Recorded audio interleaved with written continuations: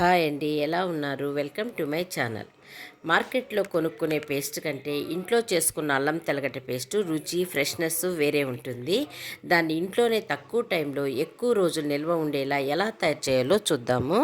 తెల్లగడ్డ పాయలు, అల్లము తీసుకున్నాను.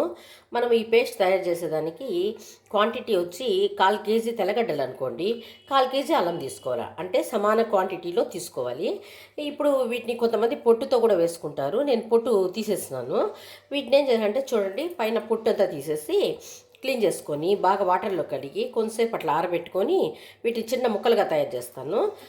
చూడండి, ఇట్లా ముక్కలుగా దొరుకుకుందాము. అల్లాన్ని కొంచెం ముదురు అల్లం తీసుకోండి, లేత అల్లము బాగుండదు అనమాట, స్టాక్ ఉండదు.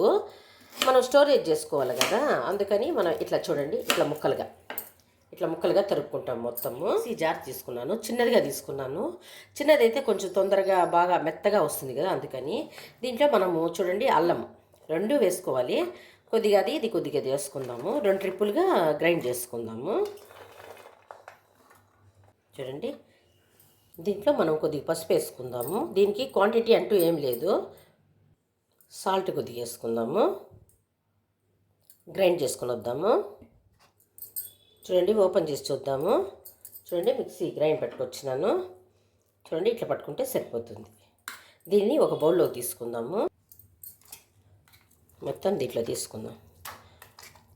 తడి చేయి ఉండకూడదు. మనం సంవత్సరం రోజులు నిలవ పెట్టుకోవాలనుకోండి, తడి అస్సలు ఎక్కడ ఉండకూడదు అనమాట. ఇట్లా మీకు ఒకవేళ మరీ గట్టిగా పట్టేసినట్లయితే వేడి నీళ్ళు కాచి చల్లార్చిన నీళ్ళు కొద్దిగా వాడవచ్చు, కానీ నాకేం అవసరం లేదు. చూడండి, కరెక్ట్గా సరిపోయింది. ఇంకొంచెం ఉంది, అది కూడా వేసుకొచ్చేస్తాను. చూడండి, మొత్తము గ్రైండ్ చేసుకుని వచ్చినాను. మొత్తం కలుపుకోవాలన్నమాట.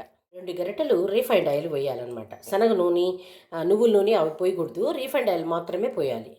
ఒక గరిటె వేసినాను కదా. చూడండి, 2 గరిటెలు వేసినాను.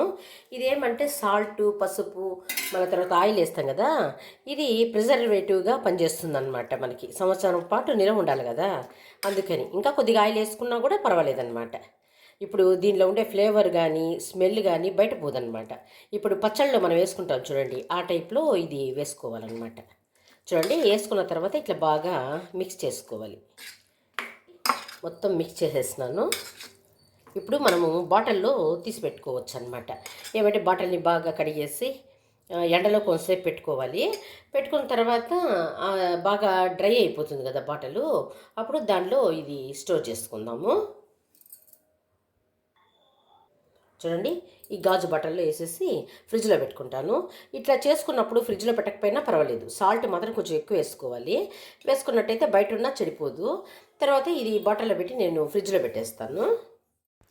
ఇలా చేసుకుంటే అల్లం తెల్లగడ్డ పేస్ట్ ఎక్కువ రోజు నిల్వ ఉంటుంది, వంటకాల్లో సూపర్ టేస్ట్ ఇస్తుంది. ఈ రెసిపీ నచ్చినట్లయితే లైక్ చేయండి, షేర్ చేయండి, సబ్స్క్రైబ్ చేసుకోండి.